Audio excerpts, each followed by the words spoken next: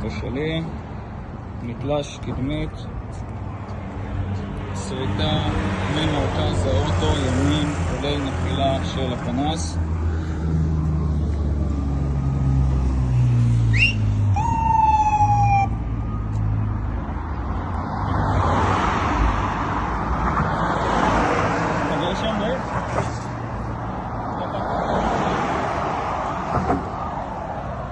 זה נפל האחורי לאחר התלישה בחלק האור.